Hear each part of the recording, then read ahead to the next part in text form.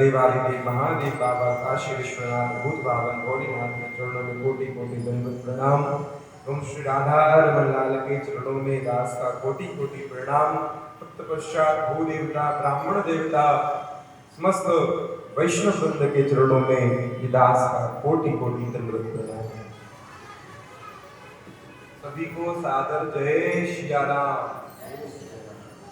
जय सिया राम, जय सिया राम।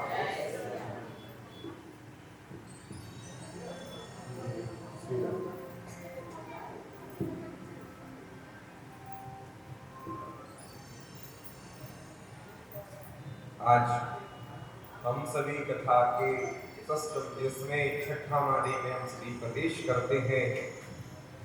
हम सभी पुरुषोत्तम मास के दिव्य मास में श्री राधा रमन लाल के प्रांगण में श्री गंगा जी के तट पे, गंगा जी के तट पे संत वृंदों के आश्रय में वैष्णव जन के चरणों में बैठ कर श्री राम कथा का रसास्वादन कर रहे महाराज।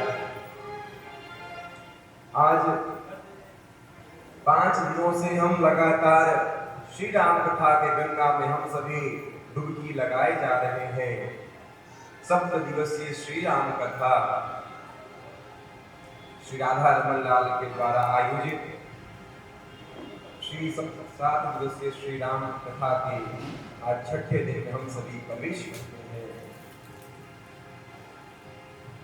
कथा में प्रवेश करने से पूर्व हम सभी हरि नाम संकीर्तन कर लें, क्योंकि जब तक राम जी का नाम का गुणगान नहीं होगा तब तक कोई काम नहीं होगा। इसलिए महाराज भगवान का नाम का गुणगान करना अति आवश्यक है, क्योंकि कलयुग केवल नाम अंधारा। बाबा कलयुग में नाम अति आवश्यक है। हमने पहले भी कहा महाराज, भगवान की भक्ति 4 चीज से मिल सकती है। सबसे पहला नाम, दूसरा गुण, तीसरा लीला और चौथा धाम।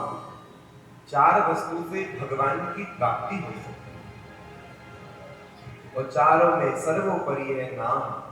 अगर नाम जपेंगे तो भगवान का गुणों का चिंतन करेंगे।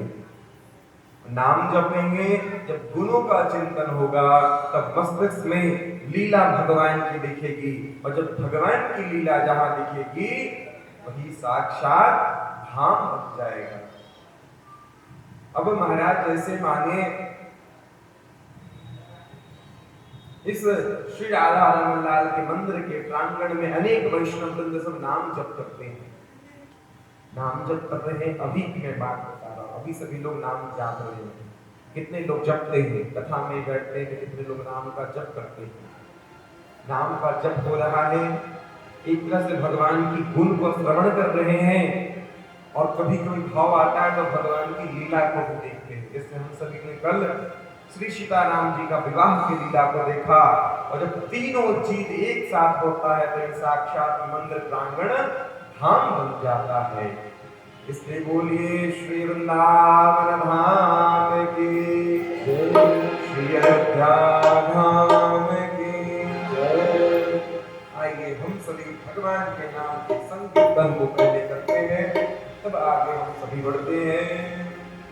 हरे राम राम राम सीता राम राम राम, हरे राम राम राम सीता राम राम राम, हरे राम राम राम सीता राम राम राम, हरे राम राम राम सीता राम राम राम, हरे राम राम राम सीता राम राम राम, हरे राम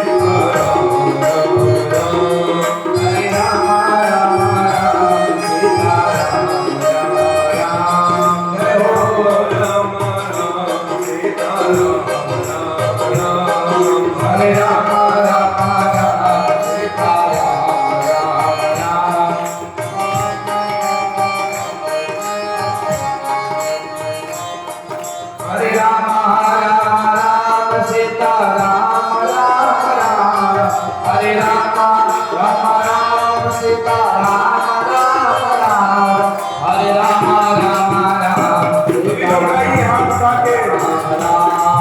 हरे राम राम राम सीता राम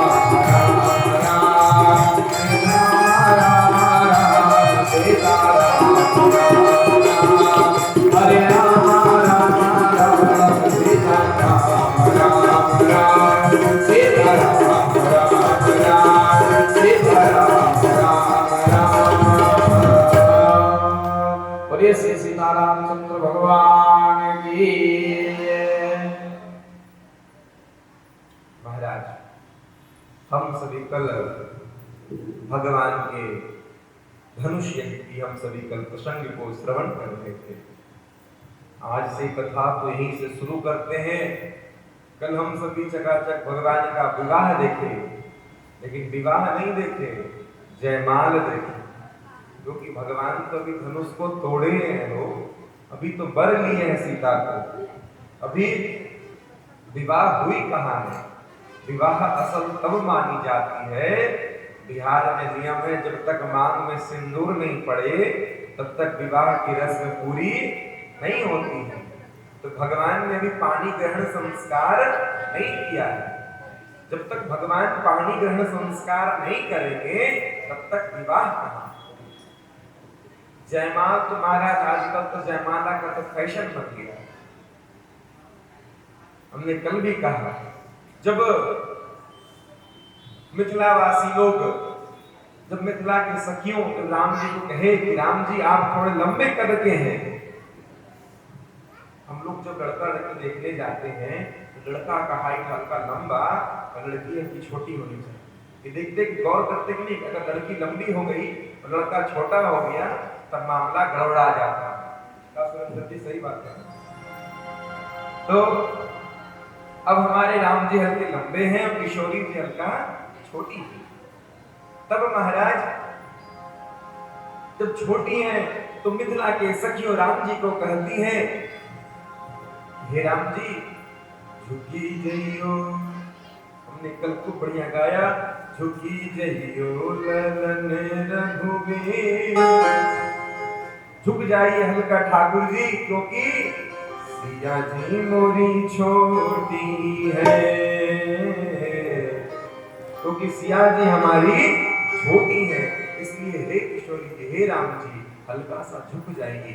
लेकिन महाराज आजकल क्या होता है, दूल्हा को इसे उठाते, दुल्हन को इसे उठाते। अब तो महाराज तगड़म टुगड़म दम मानो कि दम कंपटीशन आज के जमाने में होता है जयमाला में। दूल्हा को उठा के तुम ऊंचा कर देंगे कि पहनाइए जयमाला।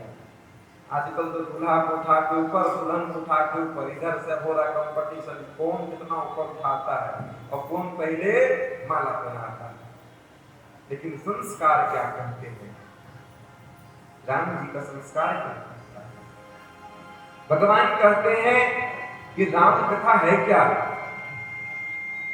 राम कथा है क्या। भगवान कहते हैं राम कथा वो है जो राम जी के जीवन के आदर्श पर व्यक्ति चले, भगवान के आदर्शों पे व्यक्ति चले, तब वो राम कथा हमें सफल देगी। राम जी का आदर्श क्या है, भगवान कैसे स्त्रियों को इज्जत करनी चाहिए कि भगवान सिखा रहे हैं।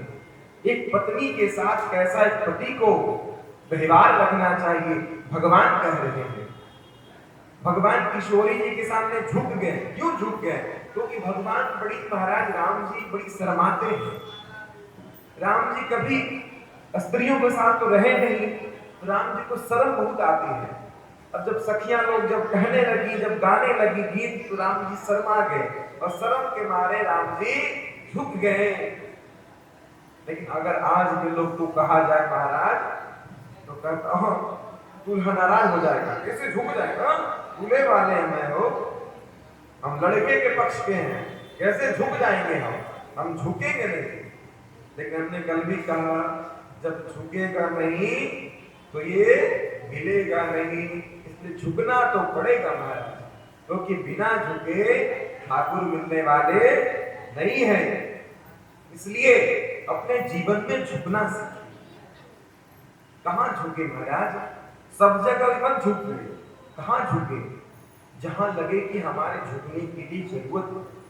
तो कहाँ जरूरत है? अपने माता पिता के सामने, भगवान के सामने, अपने बड़ों के सामने, गुरुजनों के सामने सदा सर्वदा झुक करके ही रहिए। हमने पहले भी कहा कि प्रणाम कैसे करनी चाहिए। एक हाथ से कभी भी व्यक्ति को प्रणाम नहीं करनी चाहिए। अगर एक हाथ से व्यक्ति प्रणाम करता है तो पाप लगता है। तो प्रणाम कैसे करे? दोनों हाथ से, क्योंकि भगवान ने दो हाथ दिए हैं। एक हाथ दिए हैं हो नहीं ना, दो हाथ दिए हैं।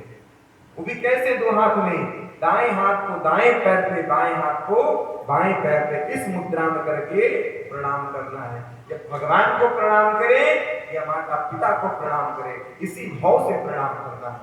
और प्रणाम करते समय विशेष बात को ध्यान रखें कि सबके चरण स्पर्श हम ना करें। इसकी महती कृपा है। अब क्यों महाराज? अभी जमाने में है, अगर आप पैर ना छू किसी बड़ों का तो लोग कहते हैं बताओ कितना घमंड है, पैर नहीं छूता है, कि पैर नहीं छूता है। लेकिन महाराज पैर किसका छूना चाहिए? जो व्यक्ति में गुण हो, क्योंकि पैर छूने से उसका जो गुण है वो हमें प्रवेश कर जाता है।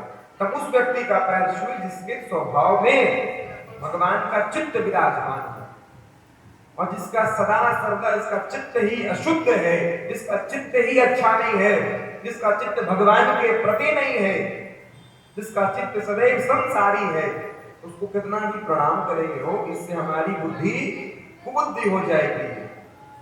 इसको तो कहा जाता है बुद्धि के दाता कौन है? गणेश भगवान। बुद्धि के दाता कौन है? गणेश भगवान है। रामचरितमानस के पहले श्लोक में हमने बताया था, बाबा किसको वंदना कर रहे हैं? गणेश जी को भी और सरस्वती जी को भी। वर्णानामर्थ संहारम रसानाम छंदसामपे मंगलानां चकर्तारो वंदे वाणी विनायको। बाबा एक साथ वंदे वाणी विनायको, एक साथ मां भगवती सरस्वती को और गणेश भगवान को वंदना करते हैं, क्योंकि बुद्धि की अधिष्ठात्री देवी मां भगवती सरस्वती है। और ये बुद्धि आई कहां से? मैया की कृपा से। तो हम गणेश जी का वंदन करने लगे। इसलिए एक श्लोक में बाबा ने मां भगवती सरस्वती की और गणेश भगवान की वंदना करते हैं। उसका किसकी वंदना किए हैं? भवानी शंकरो वंदे श्रद्धा विश्वास रूपिणो याभ्याम विना न पश्यन्ते सिद्धा स्वांधास्तमीश्वरम। बाबा कहते आगे भवानी को, भवानी कौन? मैया पार्वती। भवानी शंकरो वंदे, मैया पार्वती भगवान शंकर को वंदना करते हैं। किस रूप में? जो श्रद्धा विश्वास रूपिणो, जो श्रद्धा और विश्वास के रूप है, प्रतीक है। मां भगवती, मां भवानी श्रद्धा की रूप है और भगवान शंकर विश्वास के रूप है। जब तक महाराज हमें कथा में श्रद्धा नहीं होगी तब तक हमें विश्वास होने वाला कतई नहीं है। ये श्रद्धा आएगी कहां से? मां पार्वती की कृपा से। इसलिए हमने कहा सबको भजो लेकिन महादेव को सदैव भजो, क्योंकि सब तो देव है लेकिन बाबा देवों के देव महादेव है। अब हम सभी महाराज भगवान के धनुष की हम लोगों ने ये किया, बाबा भगवान के धनुष को तोड़ा है। तोड़ने के बाद जब विवाह हो गई है, परशुराम जी आकर के परशुराम जी के धनुष को पतंजा चढ़ाते हैं। उसके बाद अब गुरु विश्वामित्र कहते हैं हे राजा दशरथ, अब विवाह की तैयारी की जाए। अब तो वर्ण कर लिया है, भगवान राम ने किशोरी जी का वर्ण कर लिया है। अब अयोध्या में लगन पत्री भेजा जाए, राजा दशरथ को निमंत्रण दिया जाए कि विवाह यहाँ पे आपके सुपुत्र ने एक वधू को वर लिया है। तुरंत सेनापति महाराज अयोध्या जाते हैं लगन पत्र लेकर के वहां, और लगन पत्र पहुंचती है अयोध्या में। पूरी अयोध्यावासी झूम उठते हैं। पूरे राजा दशरथ ने पूरे अयोध्यावासी को खबर कर दी कि सुपुत्र श्री रामलला सरकार के हम सभी को बारात में चलना है। इससे सभी लोग सज धज के तैयार हो जाइए, अयोध्या से जनकपुर के लिए बारात प्रस्थान करेगी। कोई डेट वेट फिक्स नहीं हुआ है, यहाँ इस बात को ध्यान रखिए। जनक जी ने डेट फिक्स करके नहीं भेजा है, सिर्फ क्या भेजा है कि आपके सुपुत्र ने कन्या को जनक विदेह नंदिनी को वर लिया है, इसलिए विवाह करना है। इसलिए सारे अयोध्यावासी समेत बारात के लिए जनकपुर पधारे। विवाह की कोई तारीख अभी तक फिक्स नहीं हुई है। अब सेनापति महाराज अयोध्या पहुंचता है। अयोध्या पहुंच करके दशरथ जी को जाके खबर सुनाता है। दशरथ जी तुम्हारा अचंभित हो गए। इसे आजकल हम सब अचंभित हो जाते हैं। बेटा एक लड़की को ब्याह करे घर ले आते, मम्मी देखो बहू लेकर के आए हैं, आरती की थाल उठा ले आओ, आरती उतारो। मम्मी आरती तो बाद में उतारेगी, पहले चप्पल लेके खड़े हो जाएगी। किसको उठा ले आए नारायण? कुल खानदान की है कि नहीं है? किसको वर के ले आया है? आजकल नहीं तो होता है वो। इसलिए इस बात को तो गौर रखिए महाराज। विवाह जब भी कीजिए तो अपने ही वर्ण में कीजिए। अगर वर्ण संकरता करते हैं, वर्ण में अगर भेद करते हैं तो पाप लगेगा। इसलिए विवाह अपने ही वंश में करना चाहिए। आजकल तो महाराज प्रथा चल गई है अंतर जाति विवाह की।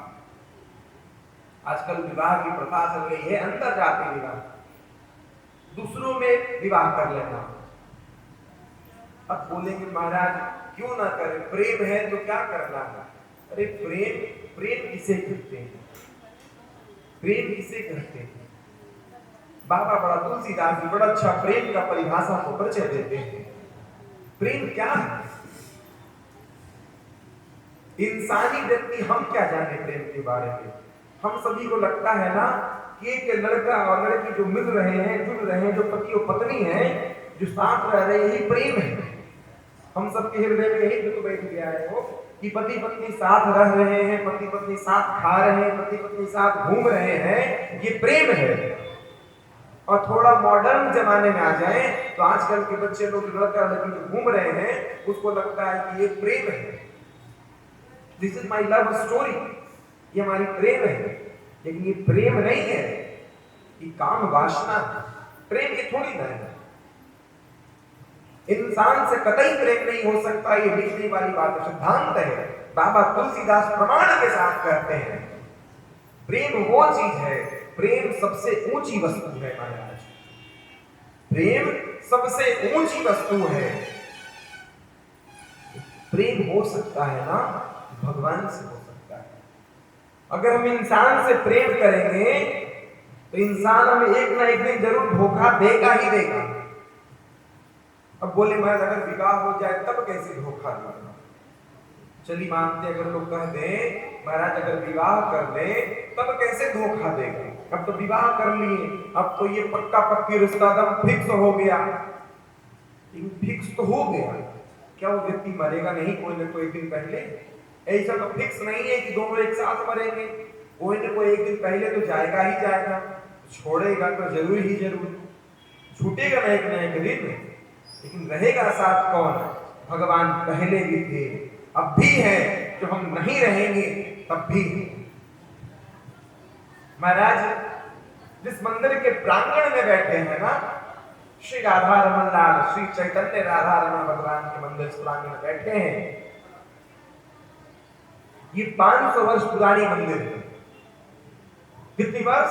500 वर्ष पुरानी मंदिर है। हम तो जन्म नहीं लिए थे, जो हमारे दादा परदादा लोग नहीं थे तब भी ये मंदिर था। दादा परदादा चले गए तब भी ये मंदिर है, और जब हम भी चले जाएंगे तब भी ये मंदिर बचा रहेगा। इसलिए महाराज प्रेम वो तत्व है।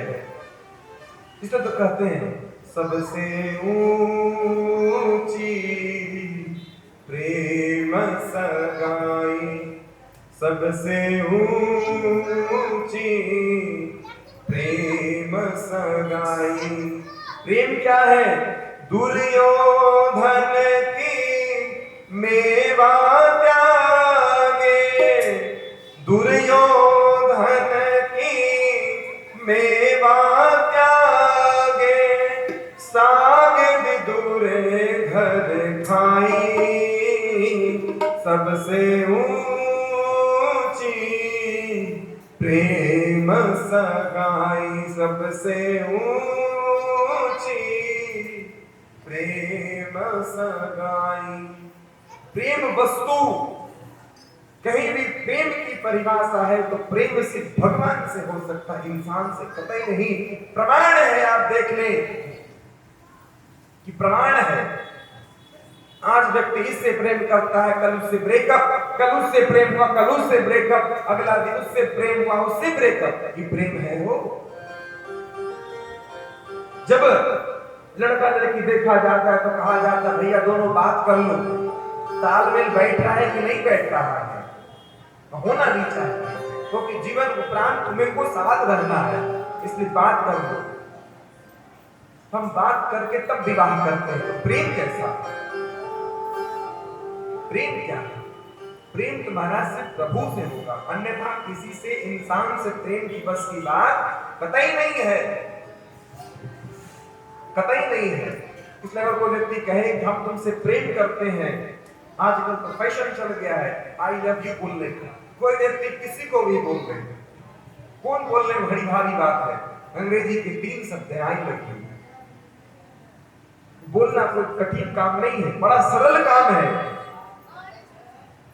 5 सेकंड लगता, 5 सेकंड से भी कम लगता महाराज बोलने में, लेकिन इस पर अमल करना, पूरे जीवन भी खत्म हो जाए तो अमल नहीं करते।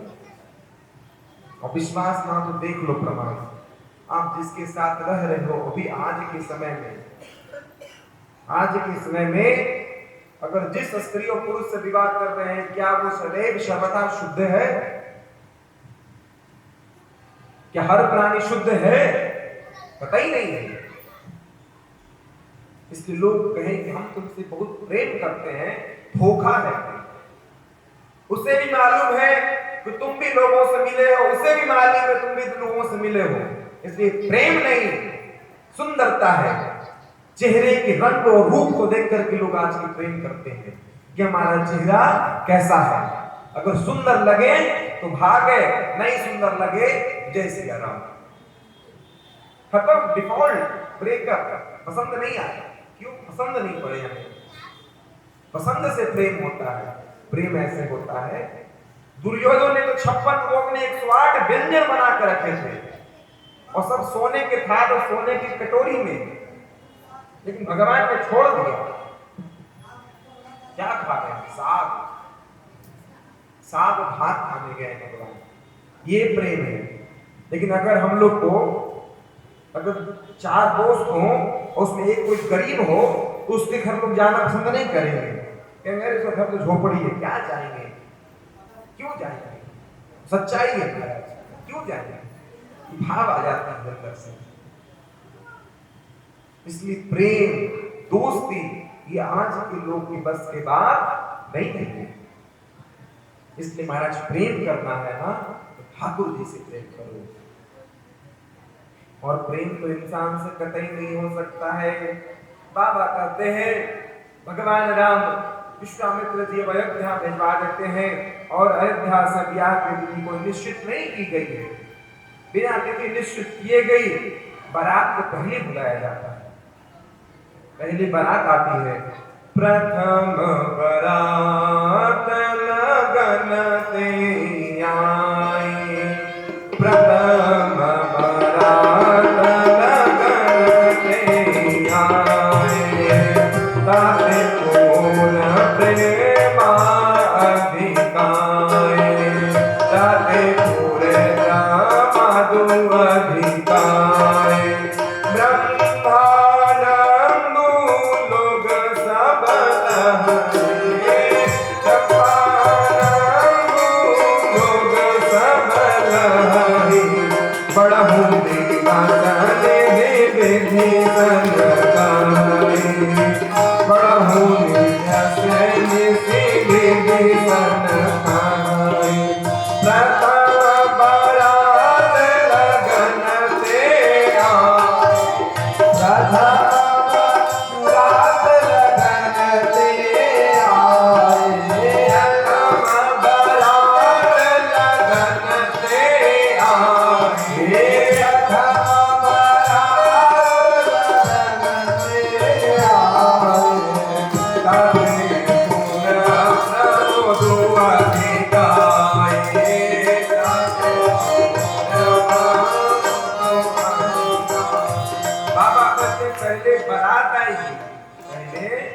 बारात आएगी तब लगन देखा जाएगा। ब्रह्मानंद लोक सब लाए, ब्रह्मानंद लोक सब लाए। बड़हु देवसन से विधि सन करवाए, बड़हु देवसन से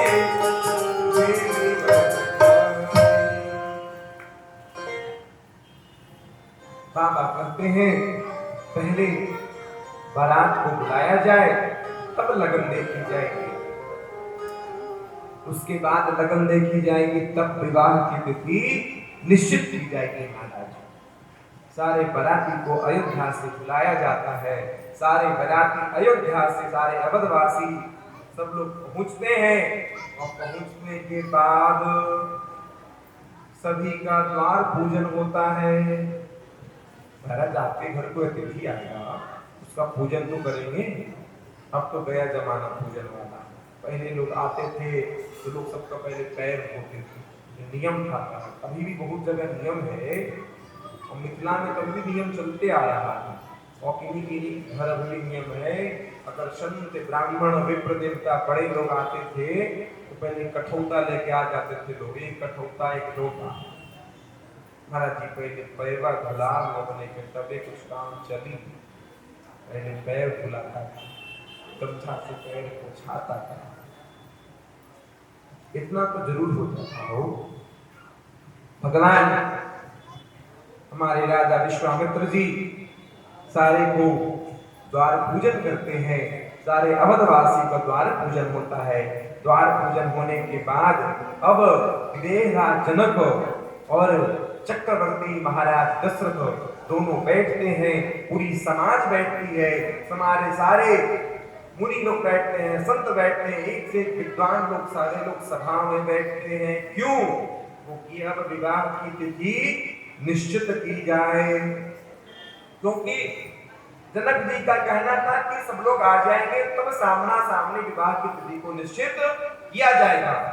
क्योंकि अगर हमारे अनुरूप वो विवाह की तिथि ना हुई तो दशरथ जी को दिक्कत हो सकती है।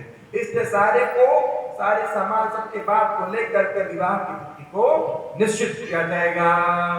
मंगल मूल लगन दिनु आवा, मंगल मूल लगन दिनु आवा, मंगल मूल लगन दिनु आवा, मंगल मूल लगन दिनु आवा।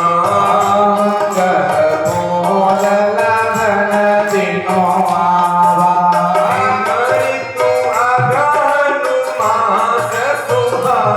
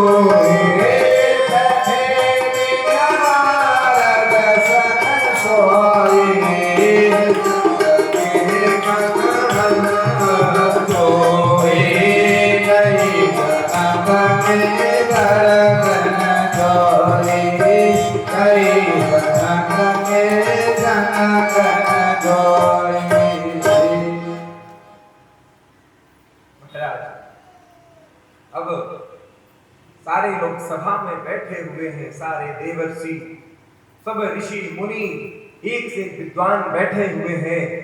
क्यों? सब लोग तिथि निकाल रहे हैं। क्योंकि सबसे उत्तम तिथि निकलनी चाहिए, क्योंकि भगवान का विवाह होने वाला है। तो कौन सी तिथि निकलती है? अगहन का महीना। कौन सा महीना? अगहन का महीना। पंचमी तिथि होनी चाहिए। हेमंत ऋतु उस समय रहेगी, उस समय न ज्यादा गर्मी न ज्यादा ठंडा, सुहावन मौसम उस समय रहेगा। अगहन के महीने में पंचमी तिथि को बढ़िया हेमंत ऋतु रहेगी, बढ़िया ठंडी ठंडी हवाएं बहती रहेगी। उस समय भगवान का विवाह तिथि हो। नारद जी ने कहा ये तिथि सबसे उत्तम तिथि है, इसलिए इसी तिथि में विवाह कर दिया जाए। सारे ज्योतिष लोग महाराज अपने अपने गणना में बैठ गए। सब ज्योतिष अपनी अपनी बुद्धि सुबुद्धि सब लगाए जा रहे हैं, ग्रह नक्षत्र सब बिठा रहे हैं कि क्या ये तिथि ठीक है कि नहीं।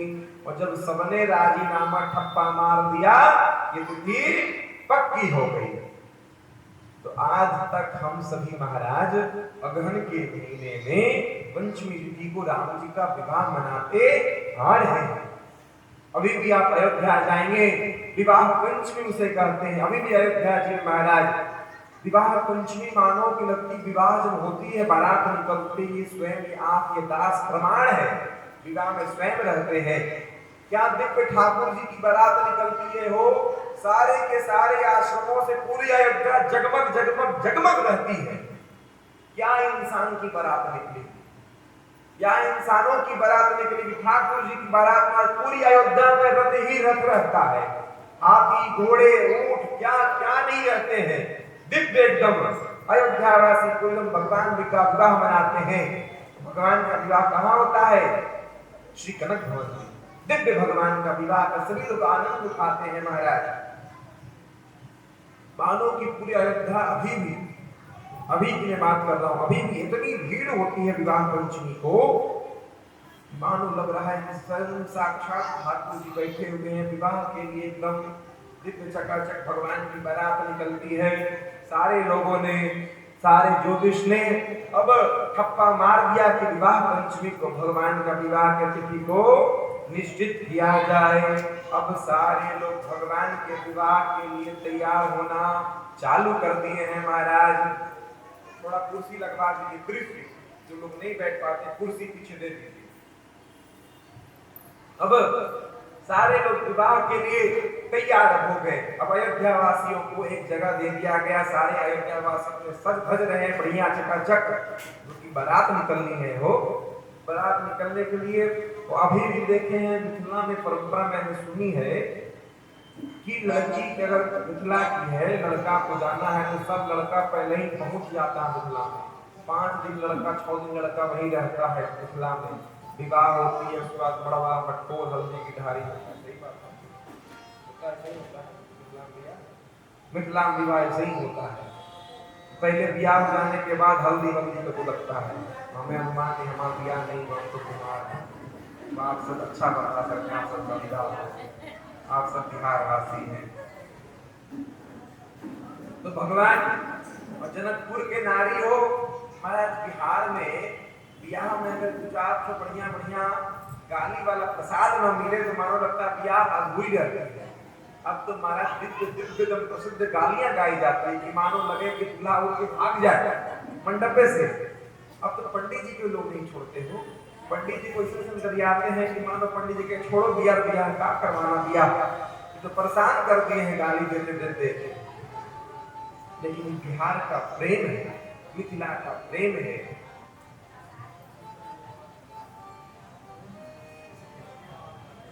इसलिए हम सभी लोग विवाह कराने नहीं जाते हैं। इतने लोग गलिए देते कौन जाए ब्याह कराने, कान का चतरा फट जाएगा महाराज। नहीं तो अगर जहाँ परशुराम बन गए, राम से परशुराम जहाँ बन गए तो समझो कि पूरी की पूरी ब्याह उसकी निपट जाएगी। इसलिए हम सभी लोग ब्याह से बड़ा दूर रहते हैं। ब्याह में जाना तक इसलिए पसंद आज तक नहीं करते, क्योंकि जब भोजन पाएंगे नहीं तो ब्याह में जाने से क्या फायदा। जब भोजन में नहीं पाएंगे तो जाने से क्या फायदा है। मुंह उठा के जाएंगे, मुंह उठा के आ जाएंगे।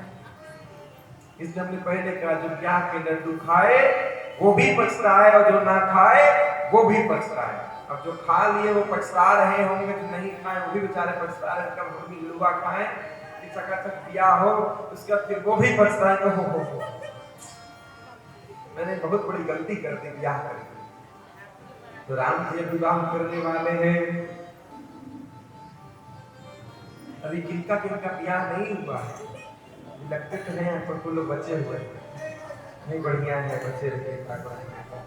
हमारे बड़े भाई साहब का विवाह नहीं हो रहा है, बच्चे हैं हमारे भैया भी। अब तो ठाकुर जी का महाराज जयमान हो गया है, तब अब तो हमारे जो मंदिर के गोस्वामी कृष्ण जी हैं, इनका विवाह अभी तक नहीं हुआ है। अब इनको ब्याह का लड़ुआ जब खाए तो भी बेचारे सोचेंगे कैसा होता है, रोज तो राधा रमन जी का लड्डू खा ही रहे हैं, लेकिन हमारे जितने बाधक बंधु सबका लगता ब्याह हो गया है, सब लड्डू खा लिए हम लोग ना। लड्डू खाए कि लड़ुआ खाए, क्या खाए हम? ब्याह में बड़का बड़का लड़ुआ बनता है, तो ब्याह में देखे हम लड़ुआ बड़का वो बनता है, वो लड़का घर से आता है बड़का लड़ुआ आता है ना, लड़की घर से आता है लड़ुआ, लड़की घर से आता है। हाँ 1 किलो का लड्डू एक होता है ना, इसलिए कहते हैं। अच्छा कृष्ण जी को लड्डू खिलाएंगे, जरूरी है। महाराज आगे भगवान बारात लेकर के राम जी अयोध्या, राम जी अब जनकपुर जा रहे हैं। जनकपुर में तो ही है, लेकिन नियमानुसार जनकपुर पहुंच रहे हैं, द्वार पूजन के लिए पल हुआ है। परिषद भगवान का होता है, माता जी परिषद करती है, जो परिषद जो नियम में विवाह में परिषद होता है। परिषद होने के बाद सकल भांति समसाजु समाजु समसंधि देखे अम्याजु। अब बाबा कहते हैं कि आज अब परिषद होने के बाद संधि मिलन हो रहा है। क्या हो रहा है? संधि मिलन। संधि किसे कहते हैं महाराज? समजोड़ बंध जिसका सामान्य हो, संधि किसे कहते हैं? यहां तुलसीदास जी व्याख्या कर रहे हैं, लड़के के पिता और लड़की के पिता दोनों का भाव सामान्य है, वही व्यक्ति समधी है। लड़के के पिता और लड़की के पिता दोनों के पिताओं को भाव सामान्य रहे, उसी को कहते हैं समधी। अब अगर है आज के जमाने में है, लड़के के पिता को अहंकार होता है कि लड़का हमारा सरकारी नौकरी वाला होता है, हमारा लड़का सरकारी नौकरी वाला है। आज के जमाना उल्टा हो गया है। लेकिन यहाँ राम जी की कथा दर्शाती है, दशरथ जी कह रहे हैं कि यहाँ लेने वाला बड़ा नहीं है, देने वाला सदैव बड़ा होता है। लेने वाला तो छोटा होता है, देने वाला बड़ा होता है। लेकिन आज के जमाने में उल्टा पड़ गया महाराज। आज के जमाने में हो गया क्या? लेने वाला बड़ा है और देने वाला छोटा है। लेकिन राम जी की कथा कहती है, यहाँ पर दशरथ जी कह रहे हैं, मंडप में जो होता है महाराज कि लड़की के पिता लड़का के पिता को पैर धोते हैं, ये नहीं है। मंडप में लड़की के जो पिता होते हैं, लड़के के पिता के पैर धोते हैं। लेकिन यहाँ दशरथ जी ने अपना पैर को नहीं धोया, दशरथ जी अपने पैर पे यहाँ पर नहीं धोते। क्यों? कहते हैं हे विनयना जनक, हम तो भीख लेने आए हैं, हम तो भिखारी आपके दरवाजे पे आए हैं, हम दानी थोड़ी ना है, हम भिखारी हैं। हम आपके घर से कुछ लेने आए हैं, कुछ देने थोड़ी ना आए हैं। इसलिए हम छोटे हैं, आप बड़े हैं, हम आपका पैर धोंगे। शास्त्र यही कहता है, क्योंकि देने वाला सदैव बड़ा होता है, लेने वाला तुम्हारा भिखारी है। इसलिए आज के जमाने उल्टा हो गया। आजकल बेटी को बाप महाराज इतना नीचा करते हैं, लोग इतना नीचा दिखला देते हैं। अगर दहेज ना दो तो विवाह ना करें। गरीब के माता पिता महाराज मानो कि जब से बेटी होती है तब से पैसा जोड़ना बेचारे चालू कर देते हैं कि बेटी के विवाह में काम देगा। तो सत्य है महाराज, बेटी के विवाह में काम देगा, क्योंकि दहेज नहीं देंगे तो विवाह नहीं होगा। ये भाव बन गया है, तो सत्य वाली भाव है कि धन नहीं देंगे तो विवाह होने वाला नहीं है, क्योंकि आज का जमाना ऐसा आ गया है कि बिना धन लिए तो विवाह करता नहीं, कोई करता नहीं महाराज। देखिए यहाँ पर एक दशरथ जी भी है। दशरथ जी ने कहा कि हम तो छोटे हैं, हम भिखारी हैं,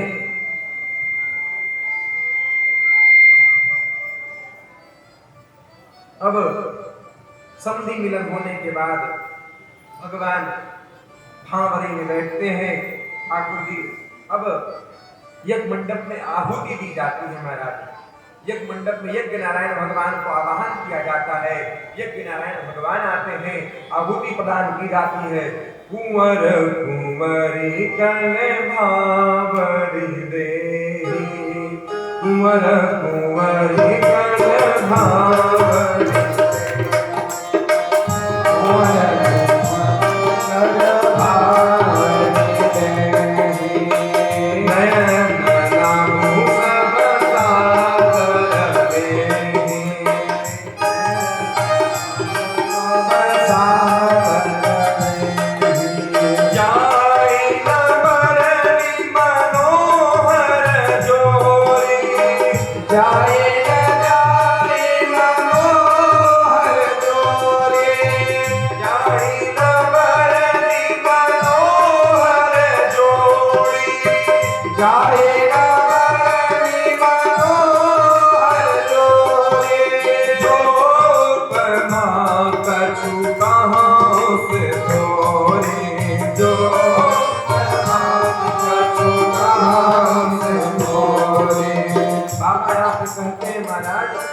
तो यज्ञ की आहुति बढ़ गई, लेकिन अब सिंदूर दान अभी तक नहीं हुआ है। अब बिना सिंदूर दान विवाह पूर्ण नहीं होता है। अब भगवान राम जी किशोरी जी के मांग में सिंदूर देते हैं। राम सिया सिर सिंदूर दे, राम सिया सिर सिंदूर दे, राम सिया सिर सिंदूर दे, राम सिया सिर सिंदूर दे।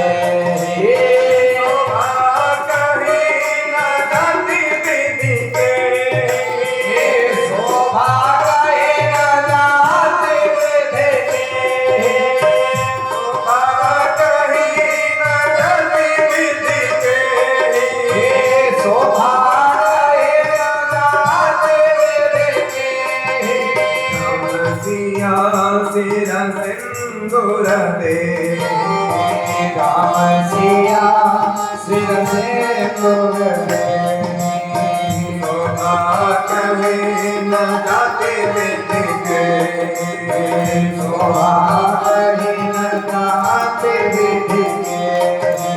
बहुरी वशिष्ठ दीन अनुशासन, बहुरी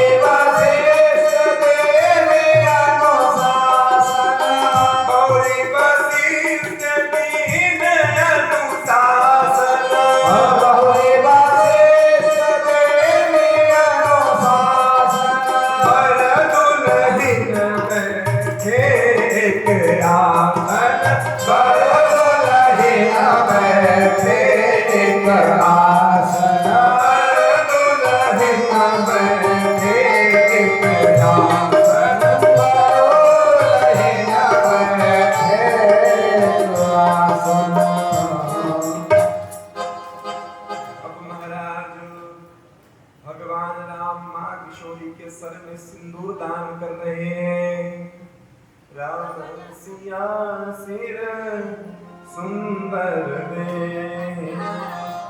शोभा कहे न जात बिटिके। ये शोभा महाराज दर्शाया नहीं जा सकता। क्या दिव्य ये क्षण होते हैं। जैसे ही सिंदूरदान होता है, वैसे ही जब लड़की के पिता के जो आंख में जो नमी छा जाती है, विदेहराज जनक के आंख में नमी छा गई महाराज। आगे कहते हैं बहुरी वशिष्ठ दीन अनुशासन, गुरु वशिष्ठ अनुशासन देते हैं, समझाते हैं। पर दुल्हन बैठे एक आसन, और दुल्हा दुल्हन सरकार एक साथ बैठते, बोलिए दुल्हा दुल्हन सरकार की। यहाँ विचार कीजिए, यहाँ कथा में राम जी की विवाह हुई है। किसकी विवाह हुई है? राम जी की। राम जी सिंदूर दान कर दिए हैं। सिंदूर दान करने के बाद गुरु वशिष्ठ कहते हैं, हे राम, अब दोनों एक आसन पर बैठेंगे।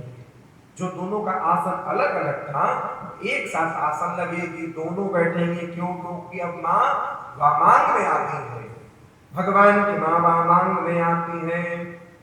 लेकिन जैसे ही वामांग में आती है महाराज, तब वशिष्ठ भगवान ने बुलाया सिरध्वज महाराज को, और जनक जी का नाम सिरध्वज रखा। क्या रखा?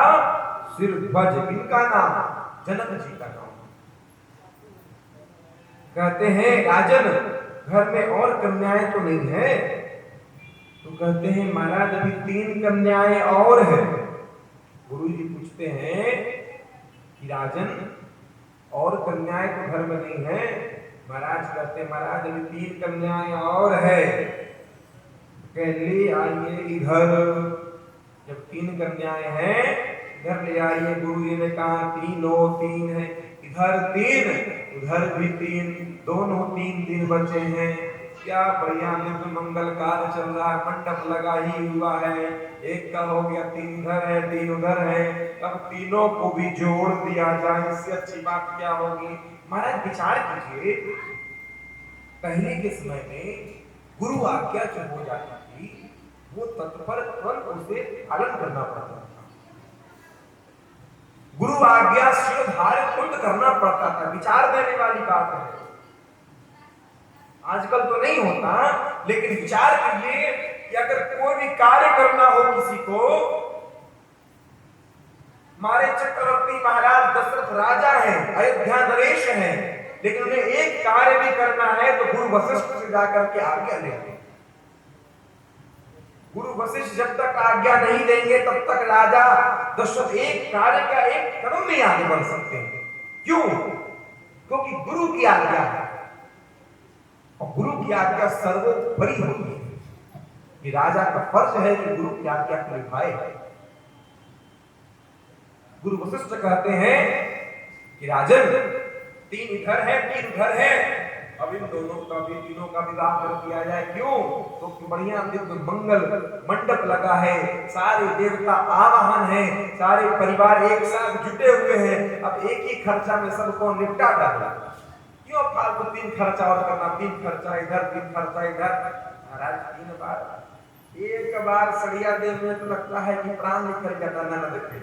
अब 3 बार साड़ी देंगे ननद के, तो महाराज आज के ननद तो प्राण न ले ले।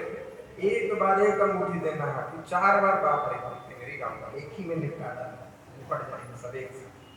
कहा कि एक ही साथ सबको निपटा दीजिए।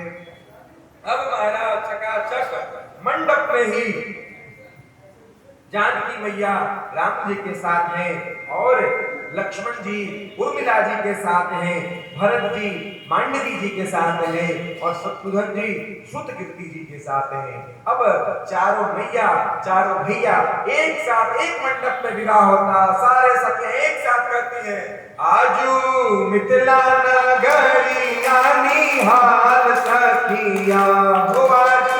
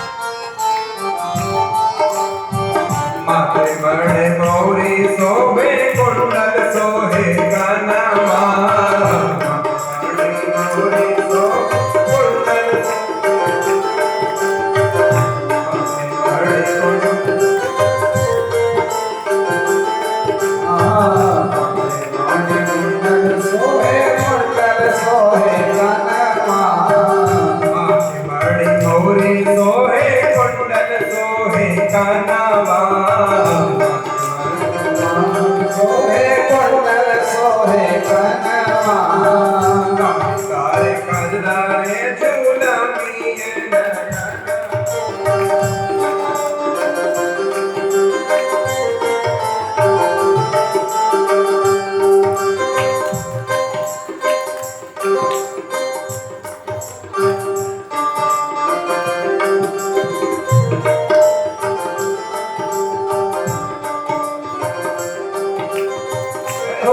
जय हो रामलला सरकार की माथे बड़ी मौरी सोहे कुंडल सोहे कनवा माथे बड़ी मंडल सोहे कुंडल सोहे कनवा सारे कजरारे झूलमी नयनवा कारी कारी गजरा सोहे झूलमी नयनवा सारे सारे कजरारे झूलमी नयनवा कारी कारी गजरा झूलमी नयनवा लाल चंदन सोहे कर भाल सखिया ये हो लाल चंदन सोहे कर भाल सखिया चारों दुल्हा में बड़ना मान सखिया चारों दुल्हा में बड़ना सखिया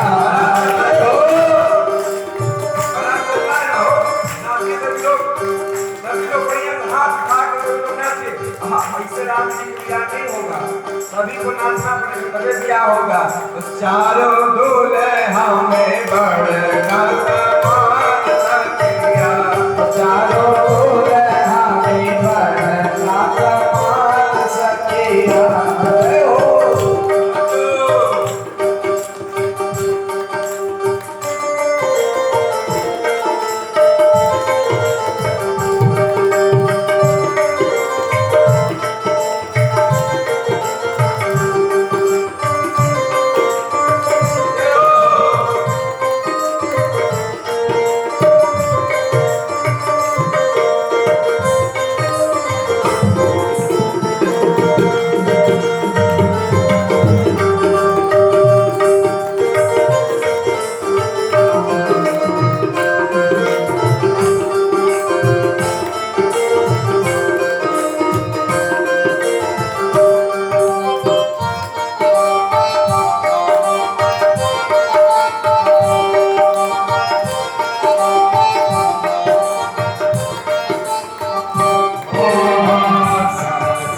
गोरी गोरे जोड़िया जहान साबर गोरे गोरे जोड़िया साबर श्यामल गोरी गोरे जोड़िया जहान रे गोरे गोरे जोड़िया जहान अखिया न देखा लीला सोनाली रे कान में अखिया न देखा अखिया न देखा लीला सोनाली रे कान है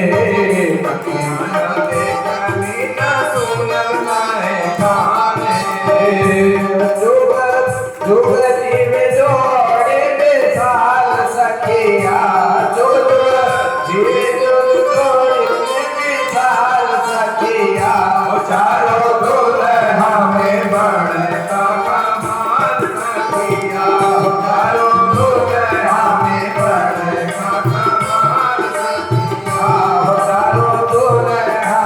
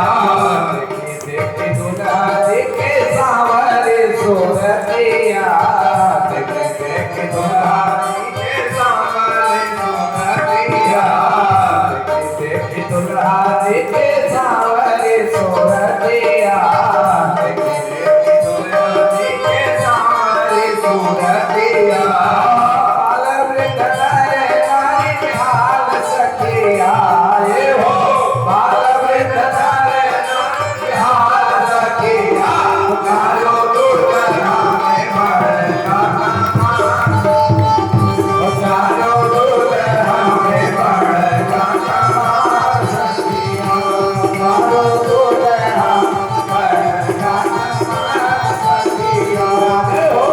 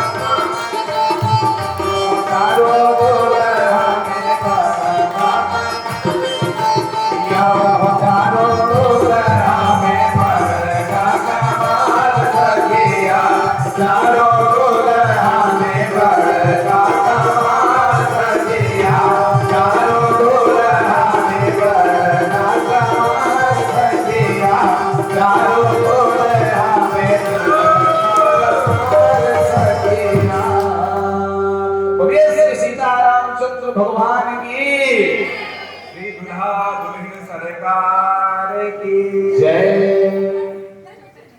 महाराज पूरी मिथिला नगरी धन्य धन्य हो गई, क्योंकि एक साथ एक मंडप में चारों का विवाह संपन्न हो गया। इसलिए धन्य धन्य मिथिलावासी हो गए, सारे सखियां धन्य हो गई। राम जी को क्या कहती हैं? अब लोढ़ा से सकाई अंतर गाल सखिया। बिहार में क्या होता है? लोढ़ा से गाल सेकती है माताएं। बिहार से बिहार से ब्याह होता है, वो कुछ और नहीं मिला तो लोढ़ा से पकड़ के गाल को सेकती है माताएं। वही राम जी को कहा जा रहा है कि राम जी अब लोढ़ा से गाल सेकाएगा। भगवान कहते हैं सारे सखियां महाराज खूब गीत गाने लगी, भगवान को गाने लगी। चारों दुल्हा दुल्हन सरकार विवाह होकर के मंडप से भोजन करने के लिए बैठ गए। भामरा हो गया, विवाह हो गया, सिंदूरदान हो गया। सिंदूरदान होने के बाद सभी लोग भोजन करने के लिए बैठते हैं।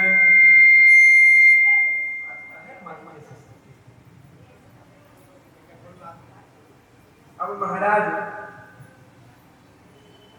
जब गीत हो गया, सब लोग दुल्हा सरकार की खूब जय जयकार हुई, दुल्हन सरकार की खूब जय जयकार हुई। महाराज हुए मिथिलावासी धन्य धन्य है। अब बिना गाली गाए बिहारवासी रह पाएंगे? वो भी खास करके मिथिलावासी। जब तक ब्याह में गाली ना हो तब तक ब्याह मानी नहीं जाती। तब ब्याह में गाली भी गाना अच्छी आवश्यक है। तब सखियां मिलकर के एक साथ गाली भी गाती हैं। पहुना के गरिया जनी, पहुना के गरिया जनी, बड़ा भवन धीर हो पहुना के गरिया जनी, बड़ा भवन धीर हो पहुना के गरिया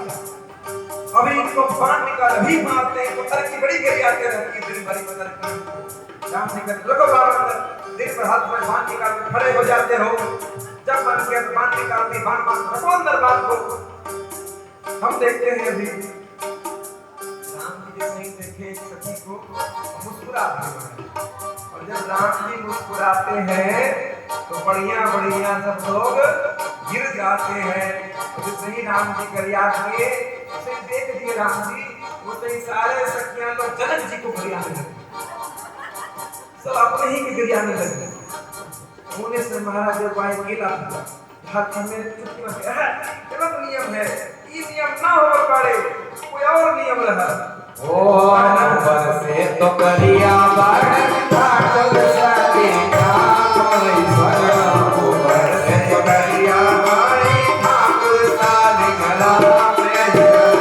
ऊपर से तो गरिया बाण ठाकुर साले कोई स्वरम ऊपर से गरिया बाण ठाकुर साले गला ऊपर से तो गरिया बाण ठाकुर साले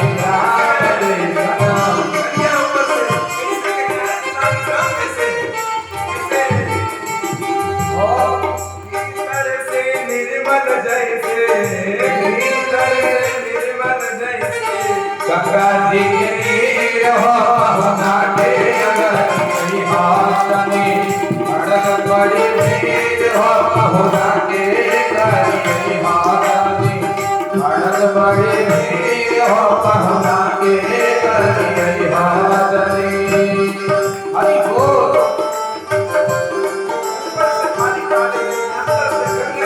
काली को राम जी को पता न चले कहते हैं पहुना के गरिया जनी बड़ा वन धीर हो पहुना के गरिया